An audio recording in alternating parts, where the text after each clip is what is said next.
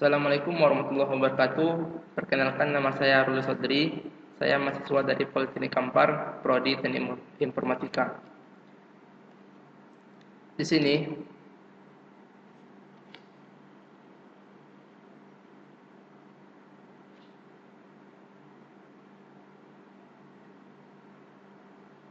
saya akan menjelaskan tentang SQL injection. Akan saya bahas yang pertama, definisi SQL injection itu sendiri. Kedua, tools yang digunakan dalam mempermudah praktik SQL injection. Yang ketiga, sebab terjadinya SQL injection. Yang keempat, apa saja yang diperlukan untuk melakukan SQL injection. Kelima, penanganan SQL injection. Keenam, cara pencegahan SQL injection. 7, tujuan serangan SQL injection. 8, bahayanya SQL injection.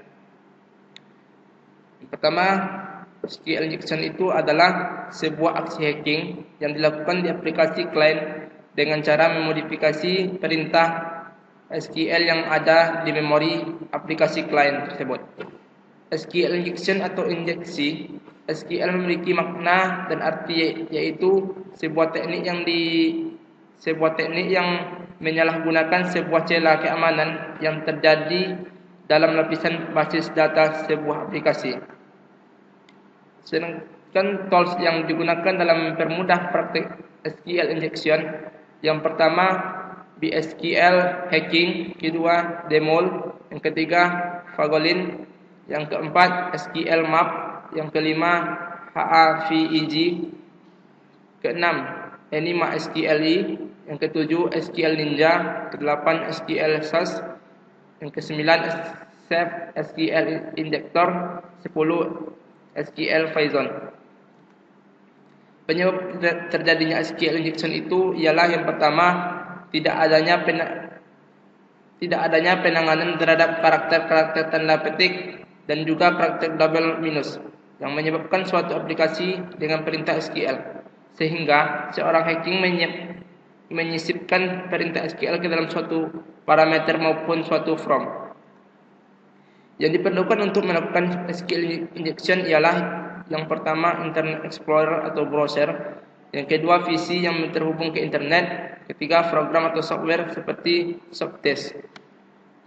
Penanganan SQL injection, yang pertama merubah skrip PHP, kedua menggunakan MySQL escape string, yang ketiga pemfilteran karakter dengan memodifikasi PHP ini. Cara pencegahan SQL injection, yang pertama batasi panjang input box, yang kedua filter input yang dimasukkan oleh user, terutama penanganan tanda kutip tunggal. Ketiga, matikan atau sembunyikan pesan-pesan error yang keluar dari SQL server yang berjalan. Yang keempat, matikan fasilitas-fasilitas standar seperti storage prosedur, extend store prosedur jika memungkinkan. Yang kelima, ubah startup dan run SQL server menggunakan low free file user di SQL server security tab.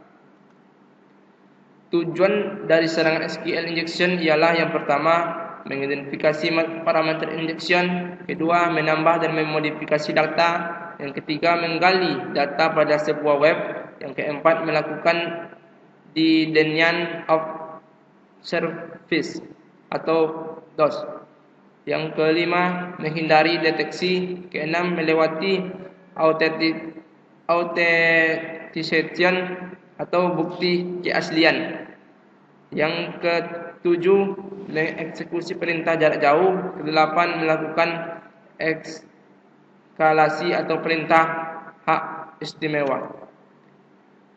Bahayanya SQL injection itu, yang pertama, teknik ini memungkinkan seorang dapat login ke dalam sistem tanpa harus memiliki akun.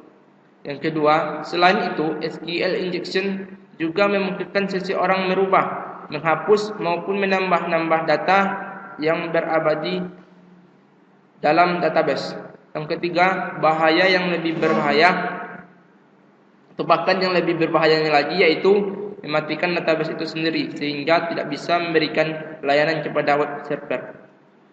Hanya itulah yang dapat saya sampaikan. Assalamualaikum warahmatullahi wabarakatuh.